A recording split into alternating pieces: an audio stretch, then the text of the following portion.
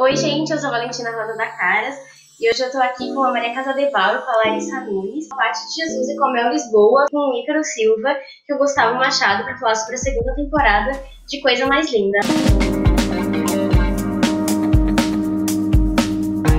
Como é a segunda temporada, eu queria perguntar para vocês o que vocês podem contar de novidade do personagem de vocês? O que vocês acham que mudou do personagem da primeira para a segunda temporada? Acho que a Lari tem muitas mudanças para trazer, para contar mais do que eu. O que eu gostaria de dizer é que a Malu, ela volta depois de viver um trauma muito grande, profundo, né, que é a morte da amiga, e ela mesma tem sido vítima de uma grande violência. Ela volta se resgatando desse trauma, se reconectando com quem ela de fato é e onde ela estava nessa jornada quando tudo isso aconteceu e essa trajetória foi quase interrompida. Então a gente assiste esse processo da Malu de autorrecuperação e de se fortalecer. É isso. A gente vem de uma primeira temporada em que essas trajetórias, né, dessas 4 mulheres é apresentada e que elas, de certa forma, estão juntas convivendo até a morte da Lígia. A gente começa uma segunda temporada com essa tragédia e essa tragédia também faz com que a gente se aprofunde nas histórias de cada uma delas, né?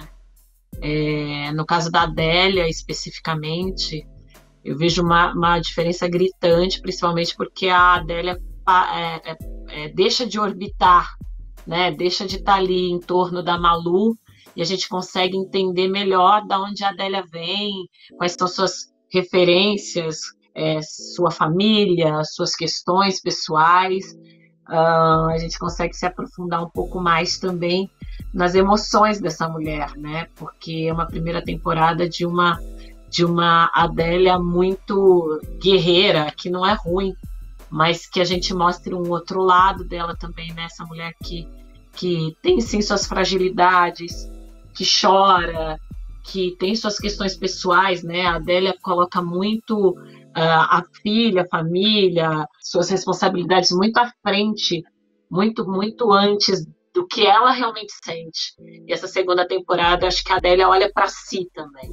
Eu acho interessante, eu lembrei de uma coisa da Teresa na primeira temporada, que é interessante de observar. A Teresa, ela é apresentada na primeira temporada como a personagem desconstruída, a que é feminista, que já tem consciência disso, a que é mais dona de si, mais independente, mais autônoma. Mas ela mostra uma fragilidade ali no final da série, mostra um calcanhar de Aquiles, que é um filho que ela perdeu, um filho que morreu ao nascer, natimorto, e que ela não pode mais ter filhos. Isso é um marco pessoal dela, é uma dor pessoal. O que acontece da primeira para a segunda? Ela passa por um trauma coletivo.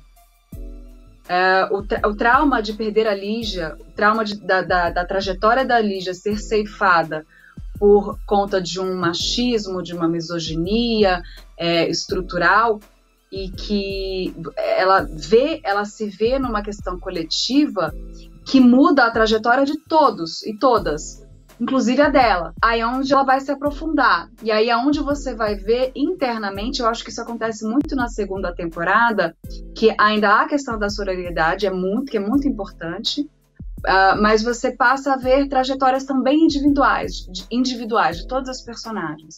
No caso da Teresa, já começa com a Teresa entrando em contato com fragilidades e vulnerabilidades que você já não via tanto na primeira temporada, mas que são absolutamente humanas e que saem desse estereótipo da mulher feminista militante que não pode ter fragilidades. Não. Pode, deve, e não tem que ter culpa nenhuma disso, né? Então, eu acho que é aí que está o ponto interessante da segunda temporada. Bom, para Ivone é o grande momento assim, de amadurecimento, de desabrochar. A gente começa a olhar para essa história, né, que está ali, que na primeira temporada vem muito tímida, mas presente. E nesse momento ela precisa, né, encarar suas escolhas.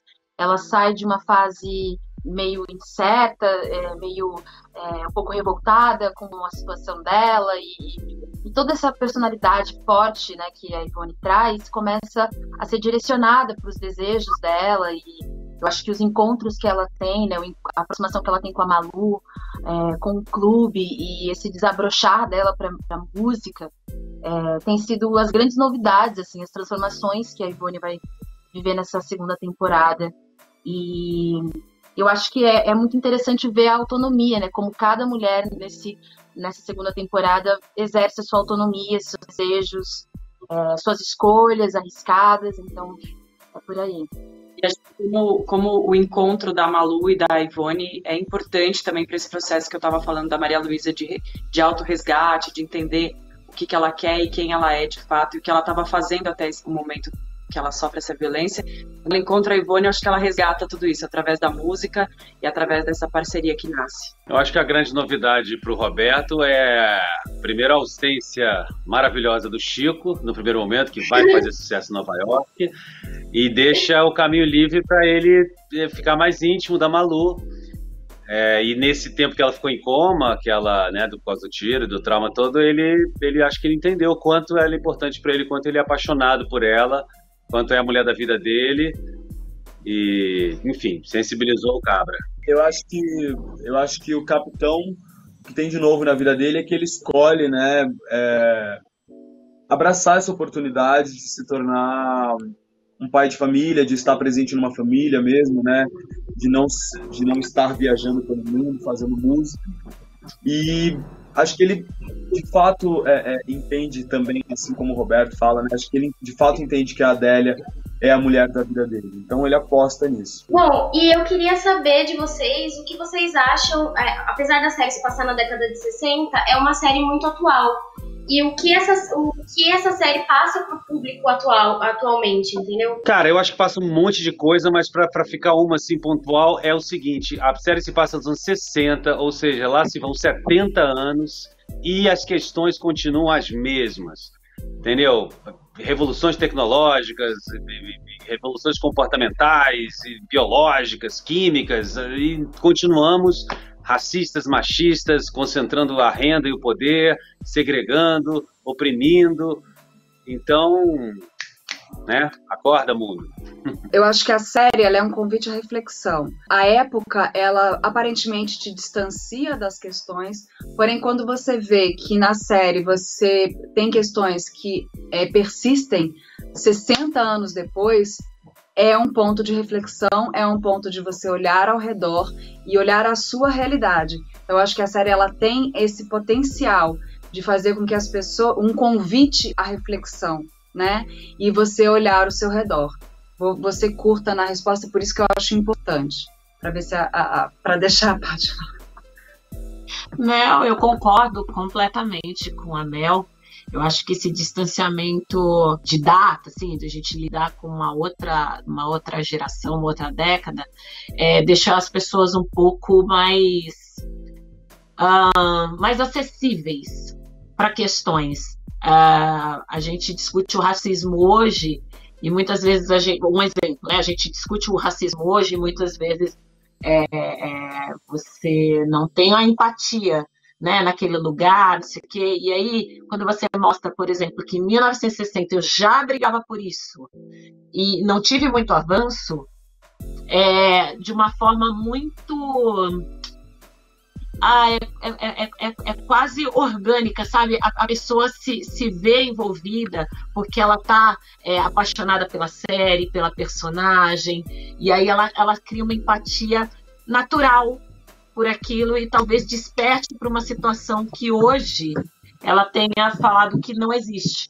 E aí ela entende que, não, peraí, a gente está falando da mesma coisa. Eu acho que essa é mágica nesse lugar também, sabe? E essa série está contando, tá falando de lugares que a gente não conhece, contando histórias que a gente não conhece, ouvindo pessoas e ouvindo vozes que a gente não está acostumado a ouvir, né? E é preciso que a gente ouça, assim, é preciso que a gente entenda que o afeto das pessoas negras existe, de que não é só dor, que existe muita beleza na tradição e na cultura afro-brasileiras, e que a gente entenda que as mulheres precisam ser escutadas, que a gente entenda que as mulheres precisam ser ouvidas, que elas têm as próprias narrativas, né? E acho que isso vem desde a primeira temporada e nessa temporada também se tem. Bom, meninas, muito obrigada pelo tempo de vocês. Obrigada mesmo. É isso. Obrigada. Obrigado a você. Obrigadão. Obrigado. Obrigada. Obrigada. Tchau.